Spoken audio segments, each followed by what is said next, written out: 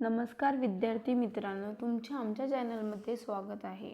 तर विद्यार्थी मित्रांनो, तुम्ही आमच्या चॅनलला आतापर्यंत सबस्क्राइब केलं नसेल आणि बेल आयकॉन प्रेस केलं नसेल तर चॅनलला अवश्य सबस्क्राइब करा आणि बेल आयकॉन प्रेस करायला विसरू नका, जेणेकरून आमचे असेच नवनवीन व्हिडिओ तुम्हाला सर्वात अगोदर मिळतील।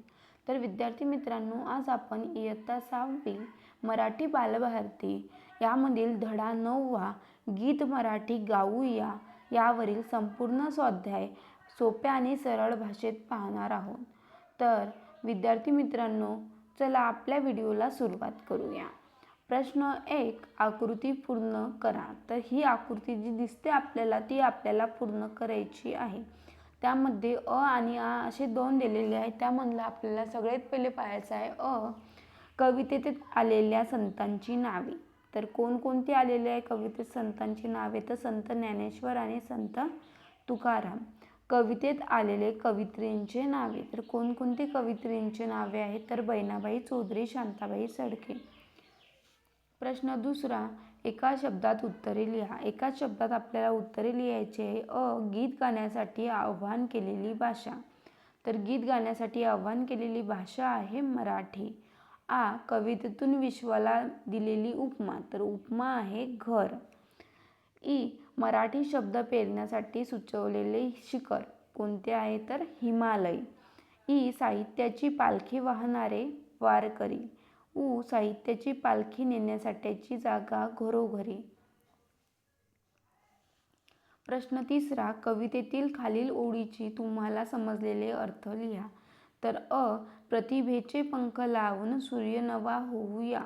याचे उत्तर आहे, याचा अर्थ आहे आपण नवीन विचारांनी प्रेरित होऊन प्रगती करावी, समाजात ज्ञानाचा प्रकाश पसरवावा आणि उज्ज्वल भविष्य घडवावे। आ, शब्द मराठी पेरूया। तर उत्तर, मराठी भाषेचा प्रसार करावा, मराठी भाषा सर्वत्र वापरावी आणि तिचे जतन करावे। प्रश्न चौथा, 2 ते 3 वाक्यात उत्तरे लिहा। तर अ, संमेलनाच्या सोहळ्यांचे आपण वारकरी व्हावे असे कवींना का वाटते? तर उत्तर, साहित्य संमेलनामुळे मराठी भाषा व साहित्यांचा प्रसार होतो। सर्वांनी साहित्यावर प्रेम करून त्यांचा आनंद घ्यावा, म्हणून कवींना आपण संमेलनाच्या सोहळ्यांचे वारकरी व्हावे असे वाटते। आ, मराठी भाषेचा अभिमान कवींना कोणत्या शब्दात व्यक्त केला आहे? तर उत्तर, मराठी भाषेचा अभिमान कवीने या भाषेत व्यक्त केला आहे की कवींनी माय मराठी लेकरांनो गीत मराठी गाऊया या शब्दात मराठी भाषेचा अभिमान व्यक्त केला आहे। ई, कवींनी आपल्याला माय मराठी लेकरांनो असे का म्हटलेले असावे? तर उत्तर, मराठी ही आपली मातृभाषा आहे, तिच्यावर प्रेम करावे, तिचा सन्मान करावा आणि तिचा प्रसार करावा हा संदेश देण्यासाठी कवींनी आपल्याला माय मराठी लेकरांनो असे संबोधले आहे। प्रश्न 5वा, या कवितेतील आलेल्या यमक जुळणाऱ्या शब्दांच्या जोड्या शोधून लिहा। तर उत्तर, होऊया। तर याचा यमक जुळणारा शब्द आहे गाऊया।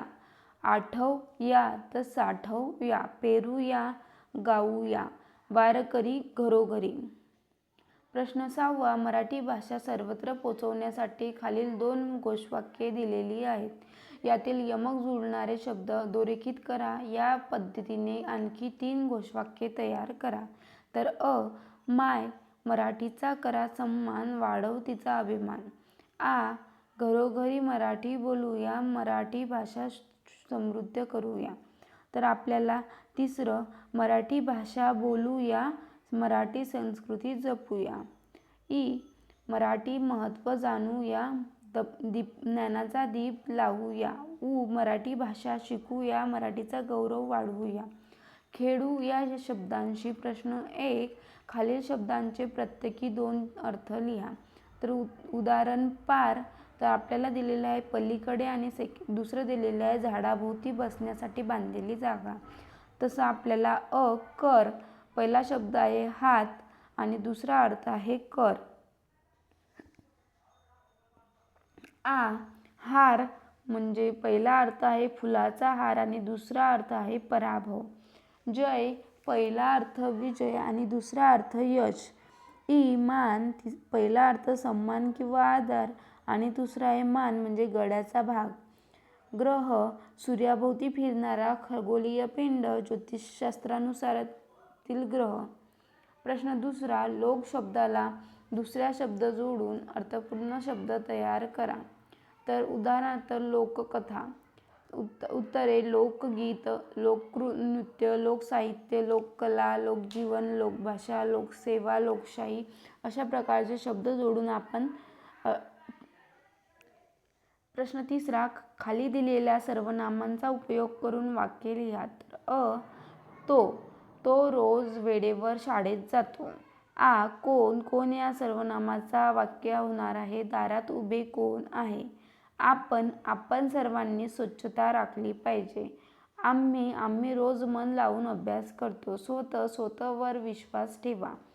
कोणाचा हा दप्तर कोणाचा आहे. ओळखा पाहू.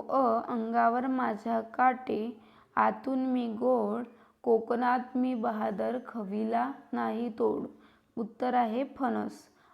पोटात माझ्या खूप ज्ञान, वाचले की मी मिळतो मान.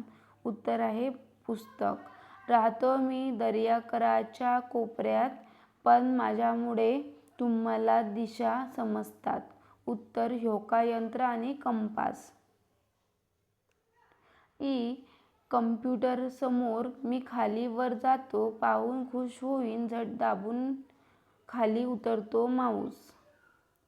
अशाच प्रकारे आपला जो स्वाध्याय होता तो संपला. विद्यार्थी मित्रांनो, व्हिडिओ आवडला असेल तर व्हिडिओला लाईक करा आणि चॅनलला सबस्क्राईब करायचे विसरू नका, जेणेकरून तुम्हाला असेच नवनवीन व्हिडिओ मिळत राहतील. भेटूया पुढच्या व्हिडिओमध्ये. तोपर्यंत धन्यवाद.